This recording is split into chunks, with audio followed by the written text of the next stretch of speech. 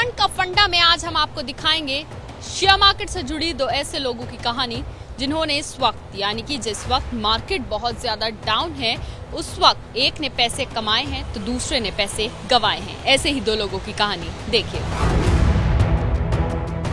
Naturally हमने भी share market में इन्वेस्ट किया और इन्वेस्ट करने के बाद में अभी जो हाल फिलहाल जो सिचुएशन चल रही है उसकी वजह से हमें थोड़ा नुकसान भी हुआ, लेकिन हम डरने में नहीं हैं, अपना एक रिस्क मैनेज कर रहे हैं अपनी चीज़ों को। जो शेयर नीचे आया है उसको नीचे पे हम एवरेज कर रहे हैं, क्योंकि जो भी स्टॉक हमने लिया है फंडामेंटली स्ट्रॉन्ग शेयर्स में हमने इन्वेस्टमेंट किया है।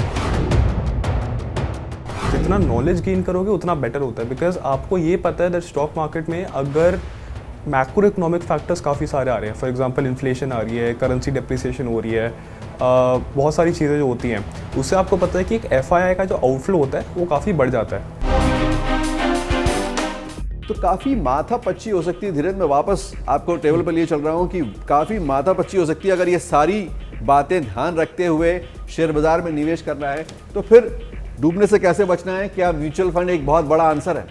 म्यूचुअल फंड उन सारे लोगों के लिए आंसर है अगर आप इस माथापच्ची में नहीं पढ़ना चाहते हैं। लेकिन अगर आप थोड़े इच्छुक हैं, अगर आप इंटरेस्टेड हैं, तो ज़रूर ये माथापच्ची बहुत रिवॉर्डिंग हो सकता है। लेकिन ये रिवॉर्ड आपका बहुत कम नहीं होगा अगर आप माथापच्ची नहीं कर सकते हैं, या आपका इंटरेस्ट नहीं है, या आपके पास समय नहीं है, तब म्यूचुअल फंड आपके लिए बेहतरीन विकल्प है। लेकिन अगर आप थोड़ा समय निकाल सकते हैं, अगर आप इंटरेस्टेड हैं, अगर आप इसके बारे में ज़्यादा जानकारी, क्योंकि कारोबार के बारे में समझना कोई ये बहुत सोफिस्टिकेटेड चीज़ नहीं है, आपको देखना और अगर इसमें अगर आप अपना इंटरेस्ट जगा पाते हैं तो ये बड़ा फ़ायदेमंद भी साबित होगा। लेकिन म्यूचुअल फंड सेकंड बेस्ट विकल्प है आपके लिए अगर आप स्टॉक मार्केट में का फ़ायदा उठाना चाहते हैं और बहुत ही मेथोडिकल तरीके से उसका फ़ायदा उठाते हैं। लेकिन पिछले दिनों काफ़ी सारे शेयर बाजार के निवेशक ऐसे आए हैं जिनको लगता है कि वो रोज़ सुबह खरीद के शाम को बेच सकते हैं, और हम ट्रेडिंग करने से आगाह करते रहें लोगों को कि अगर आपको नॉलेज नहीं है तो ना करें। तो उनके लिए क्या सलाह है?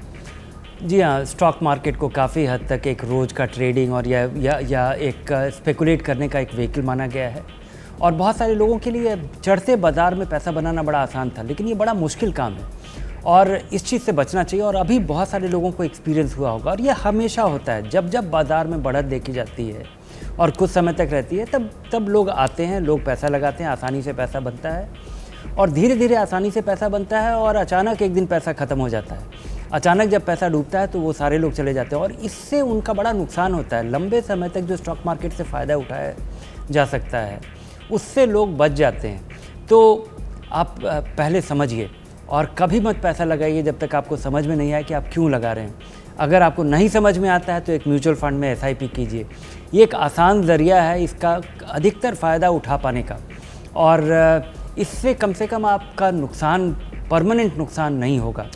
ट्रेडिंग करना स्टॉक मार्केट में ये आपके नुकसान को बड़ा नुकसान बहुत रफ्तार से हो सकता है। तो ट्रेडिंग का फंडा ये है कि ट्रेडिंग ना करें आम निवेशक, ये सलाह है फंड का फंडा की। और धीरेन्द्र, यहाँ पर जैसा आपने बताया कि म्यूचुअल फंड एक बहुत अच्छा ऑप्शन है जिसको रोज़ अगर ये रिस्क और ये समझ नहीं आता है।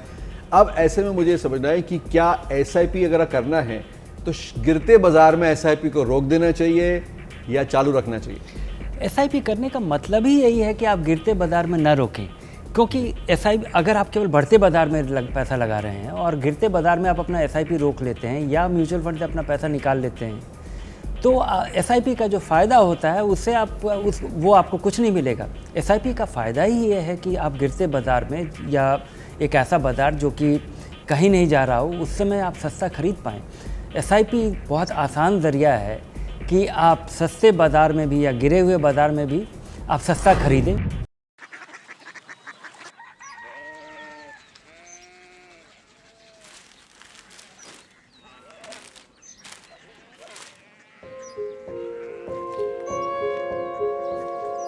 बाबा बाबा Korea city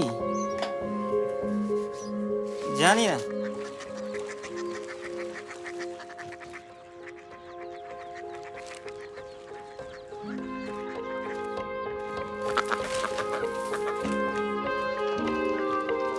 Korea city?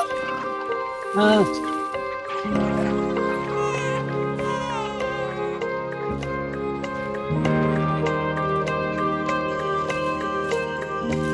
Korea city कहाँ पे है? शहर अंग्रेजी लगे हैं।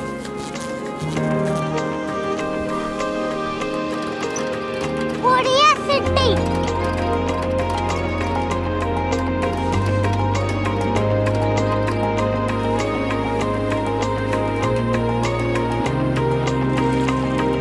वो बहुत दूर है।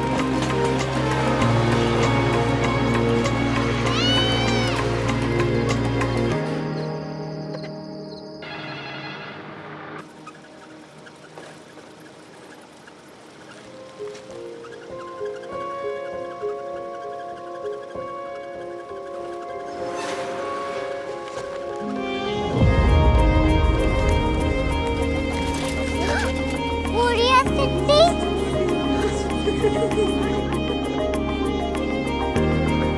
दुनिया को बोलना नहीं। कुछ लोग बड़े होते हैं। कोरिया सिटी कहाँ है? प्रोफेसर साहब को पता होगा। हो, ये छोटा वाला ग्लोब लगता है और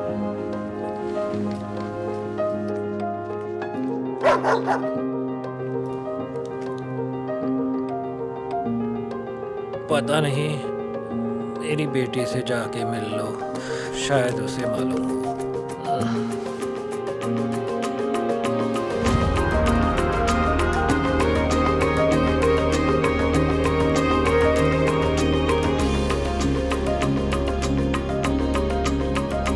हाय, बाबा ने भेजा है। Come here. Korea city. Korea city नहीं, क्यूरियोसिटी। वो क्या? That's what brought you here. जो तुम्हें यहाँ तक ले आया। क्यूरियोसिटी।